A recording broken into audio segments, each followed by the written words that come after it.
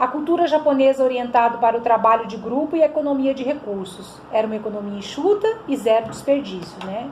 Como a gente já tinha ouvido falar, que eu já tinha falado isso para vocês. Elementos do sistema Toyota de produção. Qual foi esse elemento do sistema Toyota de produção?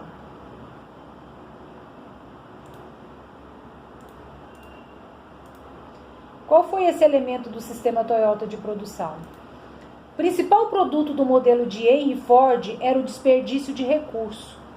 Esforço humano, materiais e esforço no tempo. Lembra que a gente estudou lá na administração científica, que eu falei para vocês, que Ford, ele trabalhava o quê? Menos tempo para fabricar um produto e menos esforço humano, que era o ETM. Quanto menos a pessoa utilizasse esforços... Eu posso chamar o negócio lá, o Sherlock lá? Você curtiu não? Gente, desliga aí o fone, por favor. Professor, desculpa. É que eu entrei aqui legalmente. Então, as fábricas gigantes, pilhas de estoque, grandes espaços vazios. Esse era um elemento de sistema, o elemento de sistema Toyota de produção. Fábricas gigantes, pilhas de estoque, grandes espaços vazios. Especialização excessiva, desperdício de recursos humanos. Sistema just in case, que era o sistema da Ford, era um sistema falho. Por quê? Por via das dúvidas, era só para garantir. Eram mantidas grandes quantidades de recursos, pessoas e estoques. Tanto é que hoje, quem trabalha em grandes empresas sabe que nem estoque tem. Que não é viável você ter grandes estoques. Sabe que se você tiver grandes estoques, é dinheiro parado ali dentro. Então não é vantagem para uma empresa ter pilhas de estoque, fábricas gigantes, um grande número de pessoas trabalhando. Então, aí o que a Toyota fez? Ela pegou o modelo. Mas o que ela fez? Ela enxugou tudo isso. A premissa era... Essa premissa parecia desperdício para os japoneses. Eles pensavam que aquele grande número de pessoas, grande estoque, fábricas enormes, tudo isso era um desperdício. Era uma escassez. E o que eles queriam? Após a Segunda Guerra, a GM teve uma escassez de recursos. Então, qual foi o principal objetivo da Toyota? Racionalizar tudo isso. O objetivo, racionalizar e promover a economia no sistema de Ford. Princípio básico do sistema Toyota, eliminar desperdícios, ou seja, reduzir no mínimo a atividade que não agrega valor ao produto. Então, era isso que ele pensava. E ele não estava errado. Ele pensou certo. Ele tinha que reduzir o mínimo de atividade que não agregava nada ao produto. E aí ele poderia trabalhar melhor. Elementos do sistema Toyota de produção, eliminados ou reduzidos ao mínimo indispensável aos desperdícios. Atividade ou esforço para agregar valor ao produto que destina ao cliente. O que ele queria? Ele queria agregar valor ao produto que ia ser vendido, que ia chegar ao cliente. Isso era o mais importante. Realizar operações de transformações de materiais e componentes estritamente relacionados com a elaboração do produto. Isso era muito importante. O que ele queria? Transformar materiais e componentes estritamente relacionados ao produto. Produção enxuta. E ele conseguiu isso. Foi uma forma assim que encantou o mundo, né? A forma da Toyota trabalhar. Quais foram as ineficiências inevitáveis? Porque quando você está lançando um sistema, você está criando um sistema, você tem as ineficiências inevitáveis. Quais foram elas? Espera, transporte, deslocamento, perdas inevitáveis, desperdício, fabricação de quantidade maior que a necessária. Igual você vai cozinhar para 2 pessoas, você vai lá e cozinha para 4, 5. Aquele resto que ficou da comida, você vai comer ela 1, 2, mas no terceiro dia você já não quer mais, ela já vai para o lixo. Então, fazer somente o necessário. Fabricar somente o que for preciso. Produtos com refúgio, eu falei isso para vocês na aula passada também. fazer produto com defeito. Aí cria-se um lote de 100 camisetas, igual eu falei. 80 camisetas está em perfeito estado para venda para o cliente. Mas 20 camisetas deu defeito, aí ela vai para refugo. Isso é desperdício. Porque eu vou ter que baixar o preço do produto da camiseta para me vender. Sendo que para ela fabricar, eu usei a mesma quantidade de produto para fabricar as que ficaram boas. Tempo perdido em consertar erros, né? Se eu fabricar produtos sem defeito, é muito mais vantajoso para mim, porque eu não vou perder o meu tempo em consertar aquilo que já deveria ter nascido certo. E estoque, né? Não ter grandes estoques. Realização de operações e atividades de transformação estritamente ligada ao produto ou serviço. Realização de operações e atividade de transformação estritamente ligada ao produto ou serviço. Então, realizar operação somente aquilo que está definido ao produto. Qual foi a produtividade, a principal produtividade da Toyota? Espera aí só um minutinho, ver se eu acho uma coisa aqui para mostrar para vocês.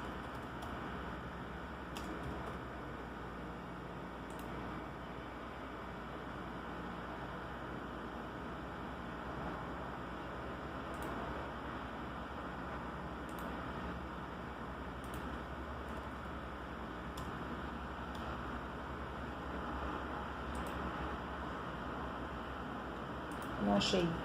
E a produtividade e eliminação de desperdício. O que é? A racionalização da força de trabalho, diminuir as pessoas para trabalhar. Just in time, na hora certa, fazer a coisa na hora certa, a coisa certa, just in time. Produção flexível, uma produção mais flexível, né? Não ter grandes estoques nem grande quantidade de produto. Elementos do sistema Toyota de produção, a racionalização da força de trabalho. O que foi isso?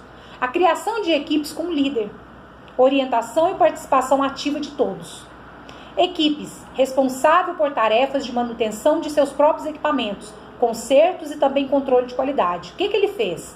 Ele pegou a equipe, cada equipe que ia fabricar essa capinha de celular, ou esse telefone, ou esse computador, ele era responsável pelas suas tarefas, pela manutenção de seus equipamentos, pelo conserto de seus equipamentos e também pelo controle da qualidade do produto que ele estava produzindo. E isso, gente, diminuía o refugo, diminuía produtos com defeito. Por quê? Porque eles eram responsáveis por cada tarefa, por cada equipamento, por cada conserto e pelo controle de qualidade. Então ele não jogava a responsabilidade no líder, na supervisão. Ele jogava a responsabilidade na pessoa que estava fabricando aquele produto. Moderna administração, manufatura, celular, autogestão e trabalho em equipe. Então, era muito importante as pessoas trabalhar em equipe, desenvolver o produto como ele deveria ser e ter a sua autogestão. Bem na hora, no momento certo, na hora certa, reduzir ao mínimo o tempo de fabricação e volume de estoque. Então, eu tinha tempo de fabricar, eu tinha o momento e tinha a hora. Porque assim eu reduzia o tempo da fabricação do produto. O fluxo contínuo de materiais sincronizados com a programação de produção minimizava os estoques. O que acontecia? Eu tinha um fluxo contínuo de produção. Então, eu programava a minha produção. Então, amanhã eu vou fabricar 1000 camisetas. Então, eu tinha estoque para a fabricação das 1000 camisetas. E eu ia fabricar as 1000 camisetas. Então, era a programação da produção. Isso também é muito importante. Porque você não fica com um produto ocioso. Imagina uma época dessa agora. Pessoas que estão lá com estoque grande, com um monte de coisa no estoque para vender. E a venda está dessa forma, né? Então, é pensar nisso, porque o seu dinheiro vai ficar parado ali naquele estoque. Fortalecimento da relação com o fornecedor, um único ou poucos fornecedores. Igual eu falei para vocês, se você tem um bom fornecedor, mantenha a relação estreita com ele, porque ele é um bom fornecedor, ele está te fornecendo uma boa matéria-prima, e isso vai gerar um bom produto final. Então, a matéria-prima que vai gerar um produto final. Então, se você tem bons fornecedores, mantenha, porque o segredo da produção boa, de um produto bem feito, é a matéria-prima boa.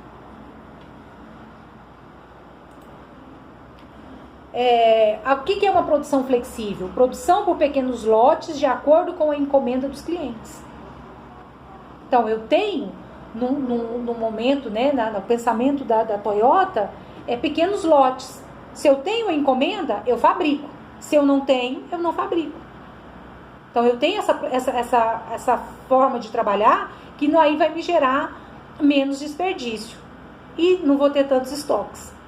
Mudanças constantes nas máquinas multifuncionais, possibilidade de fabricação de produtos diferenciados. Não comprar uma máquina só para fazer uma coisa. Eu comprar máquinas multifuncionais, que aí eu vou ter a viabilidade de fazer outros produtos. Já pensou, eu vou comprar uma máquina só para apertar parafuso. Que desperdício de dinheiro. Então eu tenho que comprar uma máquina que, além de apertar parafuso, ela corte alguma coisa, ela faça mais alguma coisa, a não ser só apertar parafuso. No final da década de 50, a Toyota conseguia mudar o molde das prensas, capôs, por exemplo, em 3 minutos. O resto do mundo levava um dia para executar o processo. Olha só como eles estavam além de todo mundo. Eles compraram uma prensa que fazia o molde do capô do carro em 3 minutos. Enquanto que o resto do mundo levava um dia para executar o processo. Lá na década de 50, eles já estavam muito à frente dos outros. Por que eles pensavam? Máquinas multifuncionais. Não pensar aqui, ó. Eu tenho que pensar assim, ó. 360 graus. Se eu pensar só aqui, eu não vou vislumbrar o todo da minha empresa. Por isso que eu preciso pensar aberto. Se eu compro uma máquina que faz muita coisa, quanto tempo eu não vou ganhar com isso? Quantos produtos eu não vou fabricar naquele dia? Então, isso é visão de empreendedor e visão administrativa, de um bom administrador. Elementos do sistema Toyota de produção: qualidade. Objetivo primordial de identificar e corrigir defeitos e eliminar suas causas. Tá? Identificar, corrigir defeitos e eliminar suas causas. Sanar. Esse é um dos pontos principais da qualidade. Segundo ponto. Forma também de eliminar desperdício. Qual é a forma? Quanto menor a quantidade de refúgio e retrabalho, mais eficiente é o sistema produtivo. Então lembre-se disso, gente, para quem mexe com produção. Quanto menor for a sua quantidade de refúgio, de camisetas com defeito, mais eficiente é seu sistema produtivo. Então ali você elimina o seu desperdício. A probabilidade de você ter maior lucro é maior. Elementos do sistema Toyota de produção: fabricação com qualidade, fazer certo da primeira vez, corrigir causas fundamentais de erro e utilizar círculo da qualidade. Gente, quem mexe com produção, segue essa linha aí, ó, não tem erro, é a base da fabricação da qualidade. Fazer certo da primeira vez, corrigir causas fundamentais dos erros, utilizar ciclos da qualidade. Que está lá atrás o ciclo da qualidade, nesse mesmo slide. O que é fazer certo da primeira vez? Garantia de qualidade para o cliente. A qualidade deve ser assegurada dentro de cada processo de fabricação. Fazer certo da primeira vez. Se eu for fabricar uma blusa, então eu vou fabricar a gola da blusa, então fabrico a gola certa, da forma certa. Se eu vou fabricar a manga, corta todas as mangas de forma certa. Fabrica as 10 primeiras camisetas sem erro. Se você conseguir fabricar as 10 primeiras sem erro, e assim você vai seguindo a linha. Quanto menos erro você tiver no produto fabricado, menos refúgio você vai ter, e menos desperdício você vai ter, e maior lucro você vai ter. Daí o pensamento de que o funcionário é o maior responsável. É preciso que ele tenha consciência de que a operação posterior é ao cliente. Se eu vou produzir para o cliente, se eu vou vender a minha peça para o cliente, é claro que eu tenho que vender uma peça de qualidade. Ele não pode me devolver porque está com defeito. Ele pagou. Então eu tenho que entregar com qualidade. Qual é a visão sistêmica? Se cada um pensar assim, todo o processo ocorrerá com qualidade. Eliminação de inspetores. Eu elimino os inspetores, que vai verificar a qualidade do produto. Por quê? Porque eu jogo a responsabilidade para cada um das pessoas que estão fabricando. Quando eu jogo a responsabilidade para aquela pessoa, olha, você vai ser responsável se você fabricar errado. Se acontecer da fabricação, você vai ter essas e essas penalidades. Então, você vai perceber que o refúgio vai diminuir o desperdício também. Joga a responsabilidade para quem é responsável do produto. Corrigir causas fundamentais dos erros. O que é isso? Liberdade de parar a linha de produção se encontrar algum erro. Para a linha de produção e corrige o erro na hora que está sendo fabricado. Análise sistemática dos erros, perguntando sucessivamente por quê, até chegar à causa inicial. Então, perguntar por que está sendo fabricado, para eliminar erros. A Toyota conseguiu eliminar dramaticamente os erros, aproximando a produção prevista da produção realizada de carros em quase 100% sem erros. Imagina, gente, imagina você chegar numa amostragem de 100% sem erros na produção.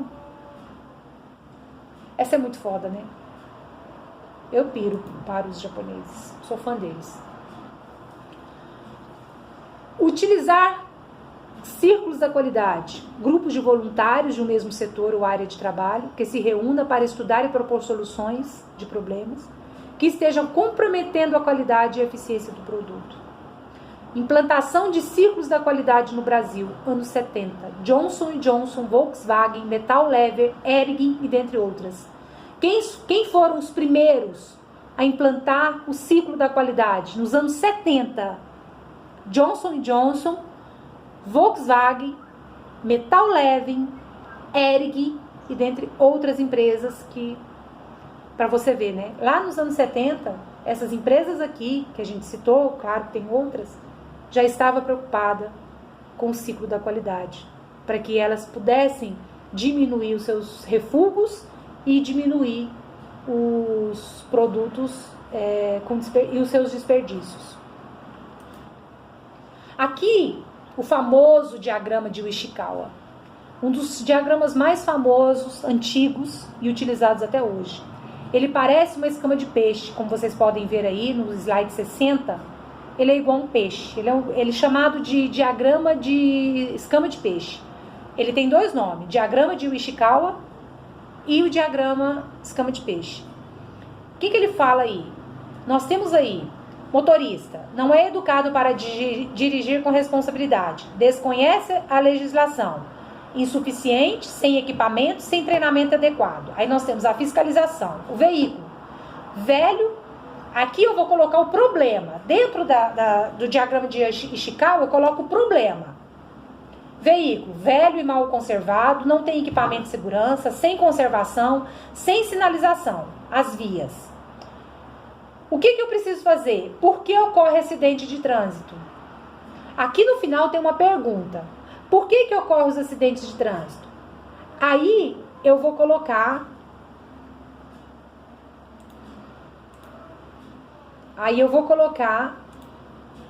os problemas que tem, por que ocorrem os acidentes de trânsito. Esse é o gráfico de Pareto, que é o 60-20, né? De 100%, você fez 60%. Isso aí eu não vou explicar agora para vocês não, porque não está dentro da... Vocês ainda precisam ver algumas matérias para vocês entenderem o gráfico de Pareto. Ele já é um pouco mais complicado. Gente, tudo bem? Tudo bem? Tá sim, pessoal, tudo ok. Vocês gostaram da aula?